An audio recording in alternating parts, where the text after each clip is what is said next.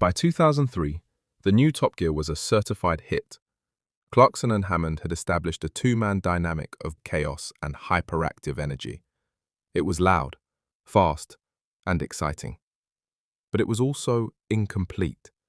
It was all accelerator and no brake. What the show needed, though it didn't know it yet, was an anchor. It needed a counterpoint. It needed someone who didn't just want to shout about power, but who wanted to stop, poke it with a stick, and quietly wonder how it all worked. They found him in a man who had already been on Top Gear, the original 1990s version, and had even been fired from Autocar magazine for a spectacularly juvenile prank. That prank, in itself, is the perfect James May origin story. Tasked with putting together the 1992 road test yearbook supplement, a mind-numbingly tedious job, he decided to amuse himself. He meticulously arranged the large red initial capital letter at the beginning of each review so that, when read vertically, they spelled out a hidden message. It took months for anyone to notice. This was the man Top Gear was hiring. Thought we'd try out a new presenter, okay? He's called James May, and on the evidence of what we're about to see, he is a blithering idiot.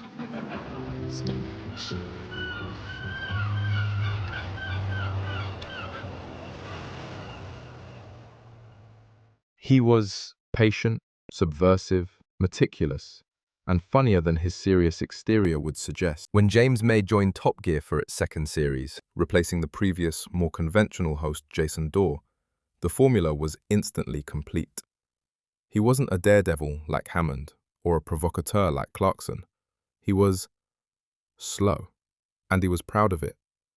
He was quickly and affectionately nicknamed Captain Slow by his co-hosts, a title he wore as a badge of honor. May was the presenter who would get hopelessly lost because he was too busy admiring the scenery. He was the one who championed boring but sensible cars, unironically heralding the arrival of the Dacia Sandero. Great news. What? The Dacia Sandero is almost here. When? Next year. Great! Now, the Toyota Urban... But to dismiss him as just the slow one was to miss the point entirely. May was the show's sense of wonder. He was the one with a genuine, almost childlike fascination with engineering. While Clarkson and Hammond were busy doing smoky donuts, May was the one attempting to build the full-size house out of Lego, or trying to fly caravan airship. His on-screen persona was that of a man constantly besieged by the oafs he was forced to work with. His signature, exasperated cry of "cock" became the universal sound of a well-laid plan being utterly demolished by a clumsy Jeremy Clarkson. His greatest legends weren't always about success, but about the way he failed.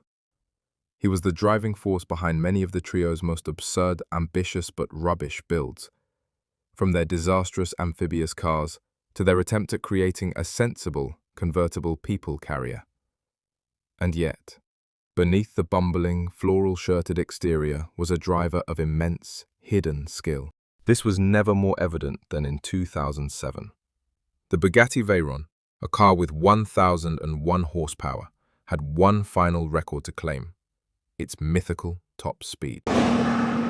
The only man left for the job was, ironically, Captain Slow.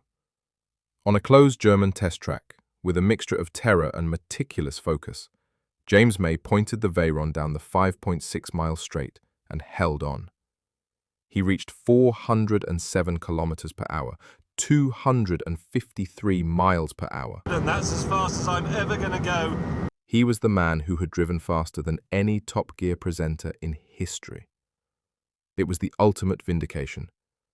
Captain Slow was only slow because he chose to be.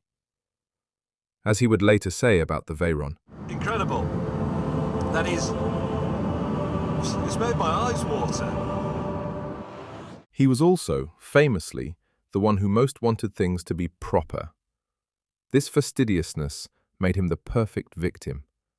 His beloved cars were constantly being vandalized by his co-hosts, but he was also the show's secret weapon, the one who could fly a plane, play the piano, and calmly rebuild an engine while his colleagues were shouting. When the BBC partnership ended in 2015, May's decision was as logical and clear-cut as one of his engineering diagrams. He, like Hammond, refused to continue without Clarkson. In his typical, understated way, he explained, Will you stay at Top Gear? Well, I don't want to talk about that too much, but I think we're very much, the three of us, as a package. It works for very complicated reasons that a lot of people don't fully understand. James May's legacy is that of the show's intellectual and often long-suffering conscience. He wasn't just the brake pedal, he was the steering.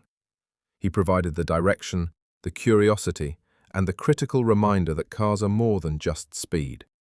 They are triumphs of human ingenuity, objects of beauty, and occasionally the cause of great frustration.